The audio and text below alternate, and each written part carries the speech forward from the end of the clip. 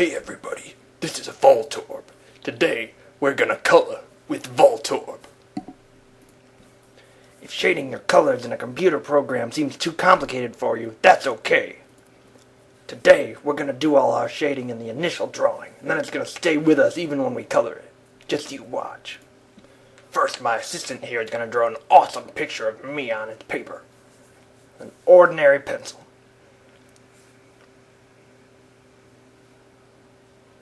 Now he's going to add a little shading.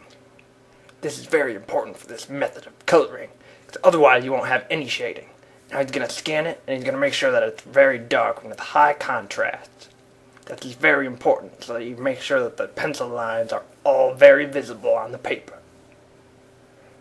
Uh-oh, I'm upside down. That's okay, because my assistant here is just going to flip me over. Alright. It's okay. It's cool.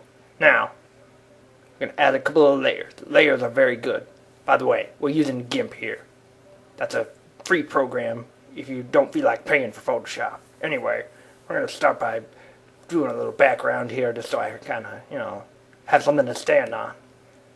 This isn't actually the color we're going to use. I'm going to make it a little more transparent. But my assistant here is having a little trouble because he forgot one very important thing. He has to make sure that it's in red, green, blue mode. Otherwise, it's just going to default to all the colors that it likes. Anyway, now we're going to skip ahead to the part where that whole background is done with. Just a second. There we go. Now I'm standing on something. Now you notice that he used black, but because it was transparent, it's a lighter shade. So he's going to start with a very dark red for this one.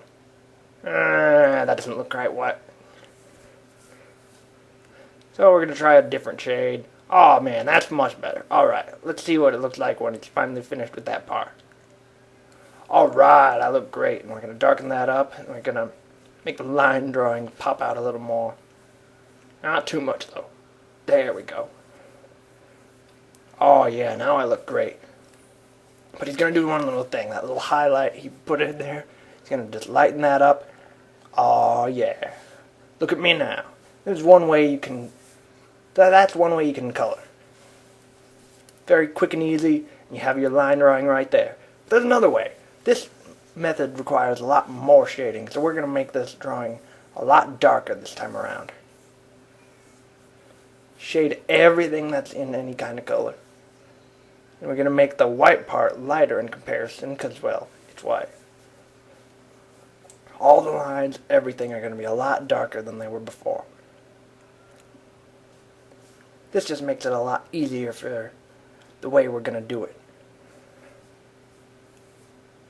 Alright, now we're back on the computer here. And let's see what we're going to do. We're going to do the same thing. We're going to start by making a couple of layers. Whoops. Not that kind of layer. We need to make sure they're transparent layers. Alright, and just like before, we're going to start with a black background. We finally decided on hard grain, I believe, as the method we're going to use for that particular layer. Yeah, he's trying all kinds of different ones, but that's okay. Experimenting is not a bad thing, but I believe hard grain is the one that we picked in the end. That makes it look real nice. Now we're going to quick cut to when that's finished too. So now we have a much different look already, don't we? But we're going to go with the actual shade of red that we wanted. And we're going to do an overlay version of the layer. I'm going to scribble all that right over there. Notice we're not making either of these layers transparent at all. But we are making sure that the brightness and contrast of the original line drawing is perfect. That it looks really good. We're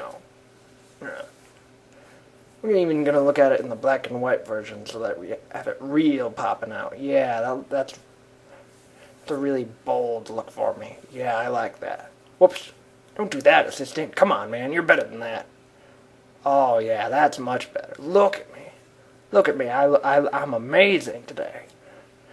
Yeah, that's what Voltorb really looks like. Kind of looks like a pencil drawing, doesn't it? Yeah. So, That's the other way you can do it. Now we're going to compare these. They're very, very different. One has the, sort of more computery look to it, and the other one looks more like a pencil drawing. The computer one, you have to be careful because you got to pick the dark colors, and that's a very important thing. There are some other parts where the shading doesn't always appear as much. This one, you got to make sure that you shade it as well as you can, get your contrast just right in order to make it work. But they both look really great. And I look great in anything, actually, because I'm Voltorb, and I'm that awesome. Yeah, I'm Voltorb. Yeah, look at me. Voltorb.